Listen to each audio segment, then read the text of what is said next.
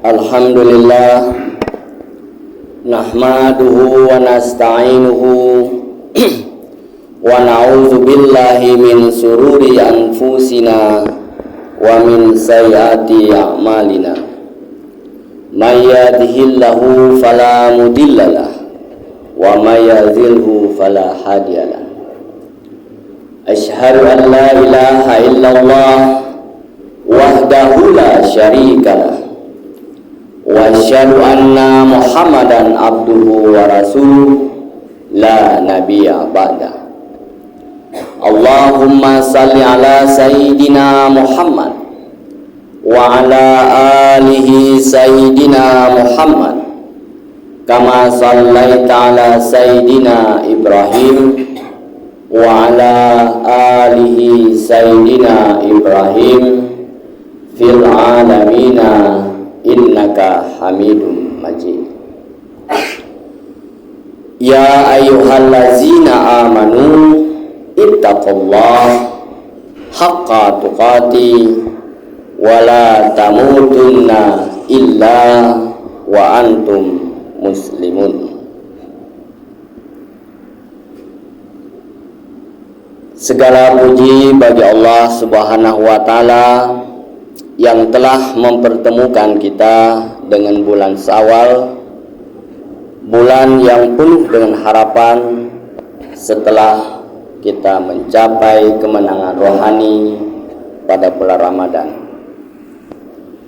Kita memohon agar Allah menerima amal ibadah kita dan meneguhkan kita sebagai insan yang kembali kepada fitrah dan kesucian kita.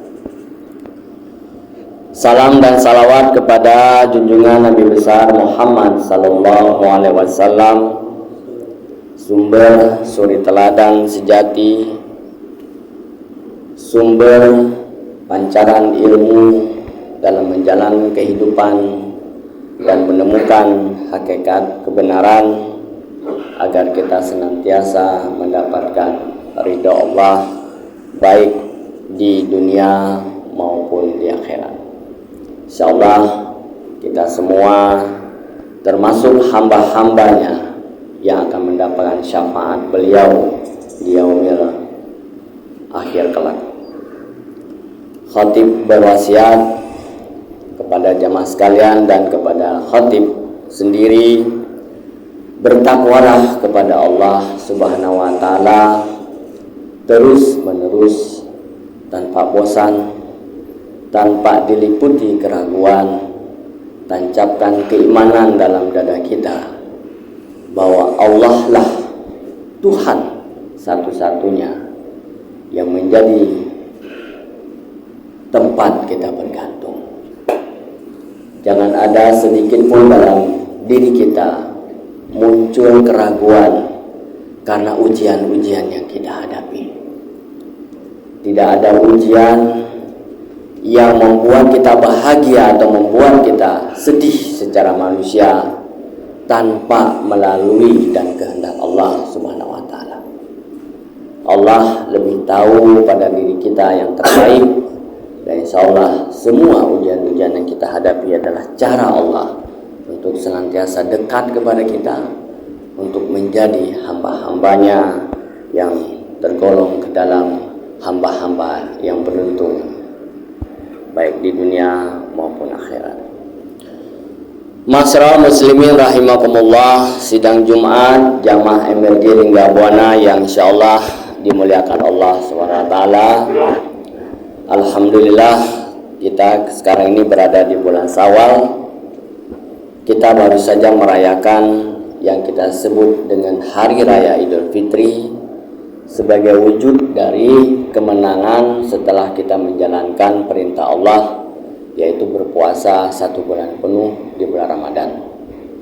Dan sebagai hadiah terbaik yang diberikan Allah kepada kita melalui nabinya, kita diperkenankan merayakannya dalam bentuk Hari Raya Idul Fitri.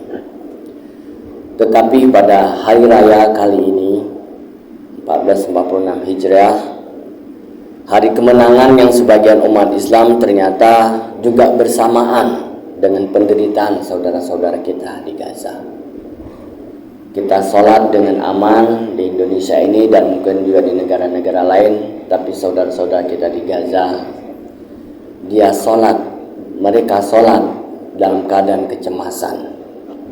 Dan kecemasan itu juga ternyata terbukti bahwa Zionis menyerangnya pada saat di mana justru Allah melarang untuk mengadakan yang namanya permusuhan.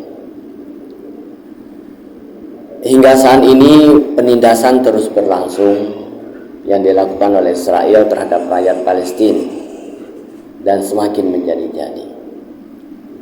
Usaha perdamaian hanya isapan jempol karena itu menjadi strategi kelicikan dari Israel. Bangunan semuanya hancur dan kembali masyarakat Palestina harus mengungsi ke sana kemari karena dengan rasa takut. Anak-anak semakin banyak yang menjadi anak yatim, ribuan keluarga kehilangan tempat tinggal, dan dunia hari ini menyaksikannya dalam diam yang memilukan. Lalu apa makna Syawal bagi kita dalam menghadapi suatu situasi ini? Ma'asyiral muslimin, Allah berfirman dalam Al-Quran surat Al-Maidah ayat 2, wa ta'awanu 'alal birri wa taqwa wa la ta'awanu 'alal ismi wal udwani wattaqullah innallaha sadiqul iqab. Dan tolong menolonglah kamu dalam kebaikan dan takwa, dan janganlah kamu tolong menolong dalam dosa dan permusuhan. Bertakwalah kepada Allah, sesungguhnya Allah sangat berat siksanya.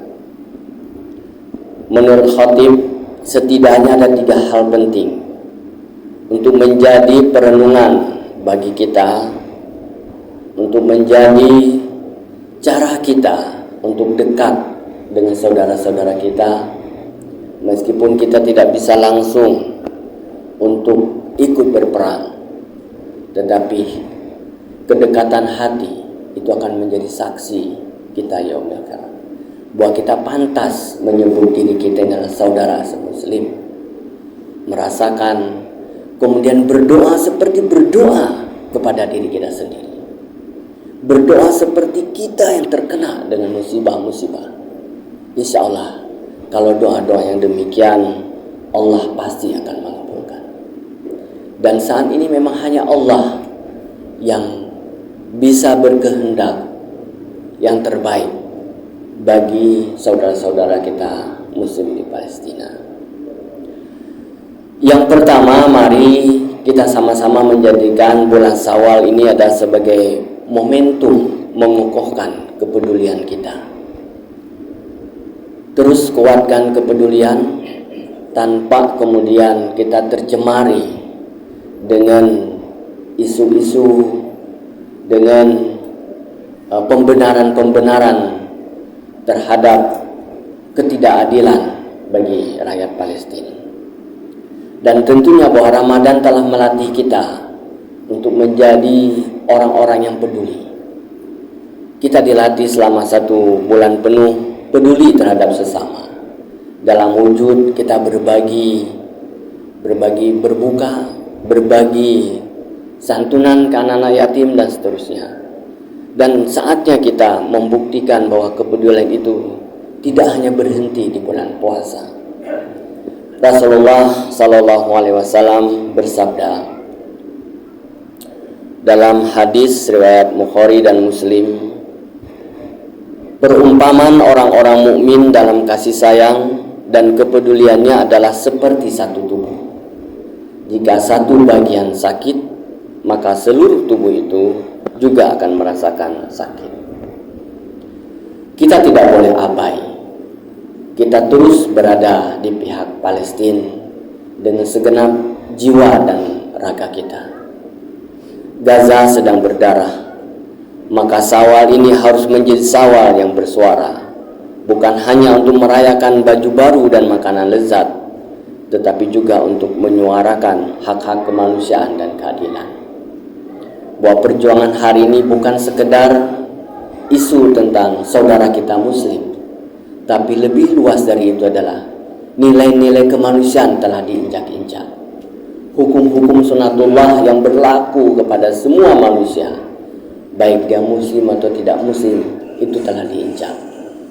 Dan biasanya kalau hukum-hukum ini sudah terinjak-injak, maka pengadilan Allah baik di dunia maupun di akhirat itu sudah sangat dekat.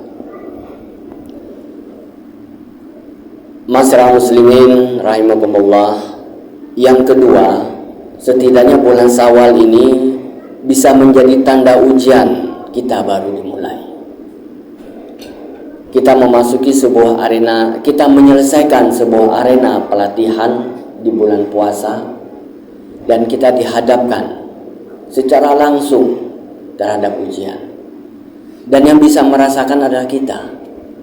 Ketika saat ini kita melihat anak-anak di Gaza yang menderita, penuh di medsos ya, kita bisa menyaksikan secara langsung apa yang ada di benak kita, apa yang ada di hati kita. Itu adalah wujud diri kita sesungguhnya. Adakah rasa kesedihan yang sangat mendalam seperti kita melihat penderitaan kepada anak-anak kita sendiri? Atau kita cuek? Atau kita tidak peduli karena sudah terbiasa setiap hari, setiap menit, setiap detik, setiap jam mereka mengalami hal yang sama dan terus-menerus ditimbun oleh informasi yang sama yang membuat kita jenuh? Mungkin saja. Dan ini menjadi cara kita untuk beristighfar kepada Allah, memohon ampun bahwa memang kita belum mampu merasakan kesedihan seperti hadis dari Rasulullah tadi itu. Dan tentu ini adalah bagian penting dari kepedulian kita pasca dari Ramadan. Ramadan telah melatih kesabaran kita. Dan ujian sejatinya adalah apakah kita tetap istiqomah, tetap berbuat baik, dan tetap berpihak pada kebenaran. Kalau hari ini senjata kita adalah doa, dan doa itu senjata orang muslim yang paling dahsyat, maka mari setiap di tempat-tempat terbaik yang dianjurkan berpuasa, yang dianjurkan berdoa oleh Rasulullah, selipkan doa terbaik kita kepada saudara kita di Gaza. Waktu-waktu yang paling mustajab yang kita pelajari, saatnya tidak kita mendoakan untuk diri kita sendiri. Sekarang doa terbaik kita adalah harus kita selipkan kepada anak-anak kita, adik-adik kita, saudara-saudara kita yang ada di Gaza. Mereka ini adalah turunan-turunan Nabi yang sangat dekat. Kalau mereka ini habis, maka jiwa-jiwa pejuang yang akan kita hadirkan kepada generasi di masa yang akan datang akan lenyap. Kita akan melahirkan anak-anak yang penuh dengan rasa takut menghadapi dunia. Hanya mereka yang punya rasa keberanian. Dan karena itulah kita harus menyelamatkan mereka. Dengan kesadaran itulah kita mencintai Islam, mencintai Rasul, dan melestarikan Islam ini hingga akhir zaman menjadi melalui orang-orang yang memang sudah tergariskan menjadi pejuang-pejuang dalam dunia Islam. Kalau mereka habis, maka generasi kita, generasi yang labelnya adalah orang Islam, tapi kita dalam kekuasaan para Zionis. Dan ini sangat berbahaya. Maka mari terus kita berikan dukungan kita terhadap rakyat Palestina sebagai bagian dari takwa sosial. Hari ini kita punya uang 100.000, kita sumbang 50.000. Kita punya uang 50.000, kita sumbang 10.000. Intinya adalah kepedulian. Hari ini kita seperti kisahnya ketika Nabi Ibrahim dibakar. Seekor burung membawakan setitik air yang kemudian diejek oleh cicak. Tetapi setitik air itulah yang kemudian menjadi kekuatan bahwa masih ada hamba-hamba Allah yang peduli. Dan kalau masih ada hamba-hamba Allah yang peduli, maka Allah dengan kun fayakunnya semua bisa terselesaikan. hari ini apapun yang dikehendaki Allah pasti terjadi. Ada tidak adanya kita, peduli tidak pedulinya kita, Allah Maha Kuasa atas apa yang Dia kehendaki. Tapi ujiannya adalah pada diri kita untuk menyelamatkan jiwa kita, iman kita, bahwa kita pantas, kita memantaskan diri menjadi pengikut Rasulullah, memantaskan diri untuk mendapatkan syafaat Rasulullah, yaitu melalui sebuah kepedulian, bukan melalui sebuah tindakan yang heroik yang kemudian kita dahsyat bisa menghancurkan semua. Tidak. Yang Allah minta adalah kita peduli kepada saudara kita dengan cara yang terbaik yang kita bisa berikan. Dan insya Allah dengan kekuatan itulah kemudian Allah masih memberikan kesempatan kepada umat muslim dan memenangkannya, dan menjadi kemenangan buat kita semua. Kemudian yang ketiga menurut khatib adalah bahwa ini saatnya adalah kita menunjukkan bahwa Islam sebagai rahmat bagi dunia. Bahwa sebuah hadis ya yang juga sangat yang bersumber dari hadis Muslim Bukhari.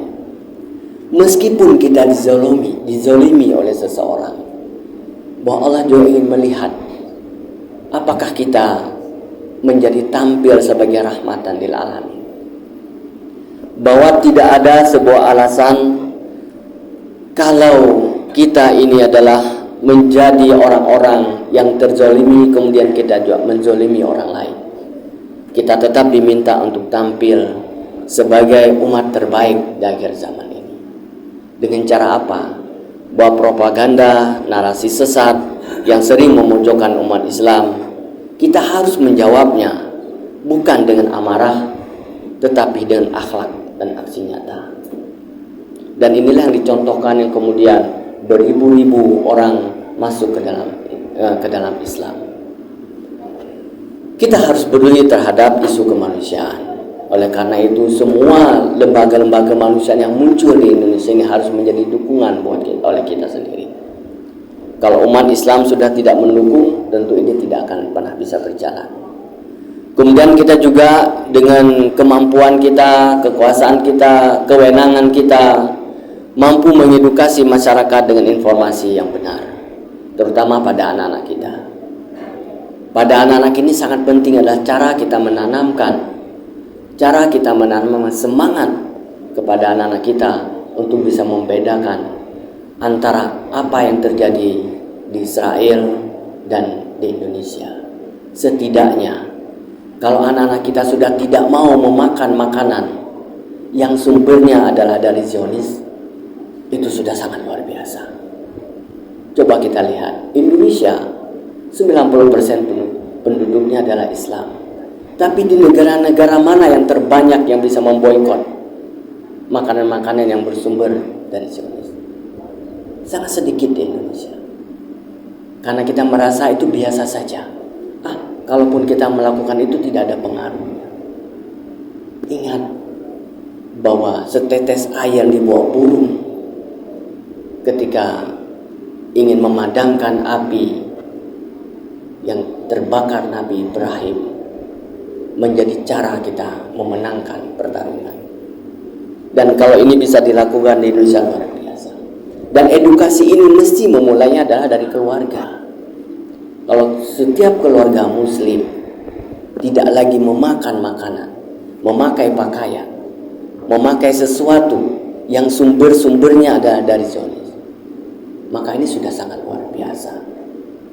Ini adalah perjuangan yang luar biasa, yang melebihi dari bom-bom yang meletus di Gaza. Dan tentu yang ketiga adalah memberi bantuan melalui jalur-jalur terpercaya. Saya kira semua yang muncul di Indonesia adalah orang-orang yang mengelolanya adalah orang-orang yang sudah sangat bisa kita percaya. Dan yang keempat adalah menjadikan umat yang menyatukan dan bukan memecah belah. Kalau kita mendengar bahwa ini adalah perjuangan untuk Islam, maka kalau kita tidak bisa turut serta di dalamnya, kita mendoakan. Jangan mencaci maki, jangan mencurigai, yang membuat kemudian umat ini bisa pecah. Jamaah MRJ Linggabuana yang dirahmati Allah, jika Syawal hanya kita maknai sebagai akhir dari puasa, maka maknanya akan dangkal. Tetapi jika Syawal kita hayati sebagai permulaan perjuangan setelah pelatihan di bulan Ramadan, maka ia akan menjadi awal dari kesadaran dan gerakan nyata untuk menolong sesama umat. Barakallah fil Qur'anil azim wa nafa'ni wa iyyakum minal ayati wa zikril hakim. Aqulu qouli hadza astaghfirullah li wa lakum wa lisairil muslimin min kulli dzanbin fastaghfiruhu innahu huwal ghafurur rahim. Alhamdulillahirabbil alamin wassalatu wassalamu ala asrafil anbiya'i wal mursalin wa ala ali sayyidina Muhammadin wa ala alihi wa sahbihi ajmain. Amma ba'du, fa ya ibadallah usikum wa nafsi bitaqallah wa ta'ati. Sidang Jumat rahimakumullah, jamaah MRJ Linggabuana yang dimuliakan Allah.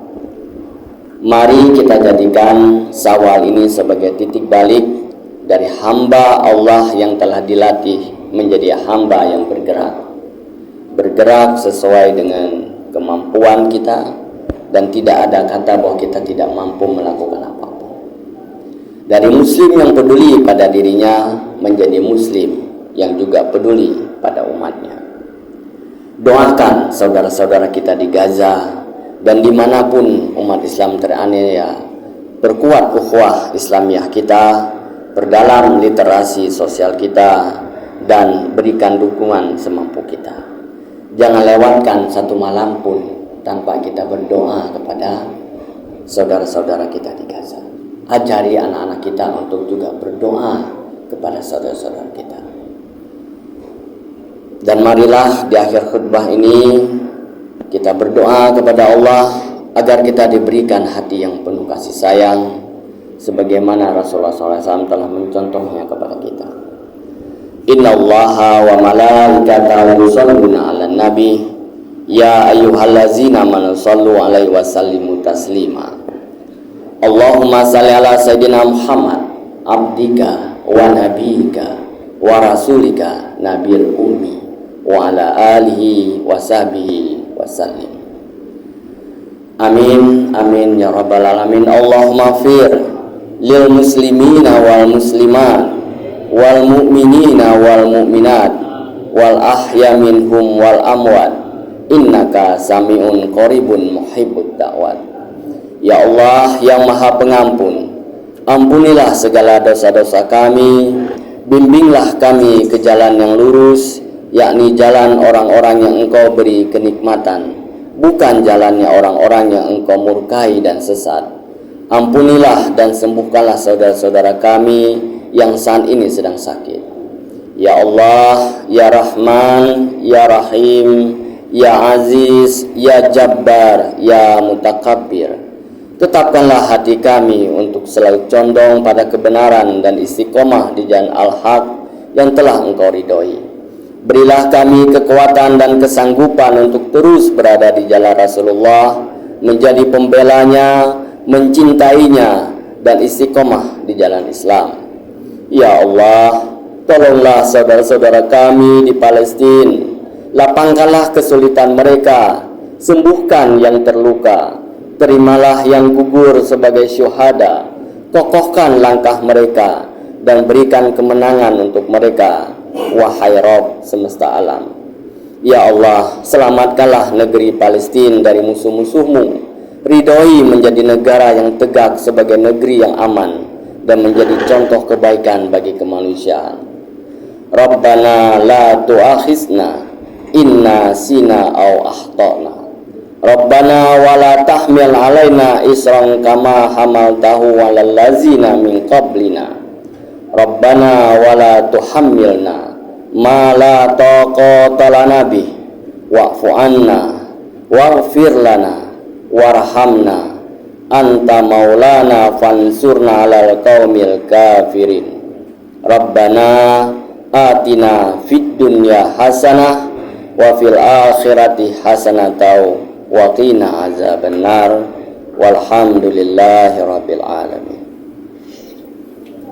Ibadallah, wa aqimis sholata, inna sholata wal fasya'i wal munkar wal bar la'alakum tazakkarun wala zikrullah akbar.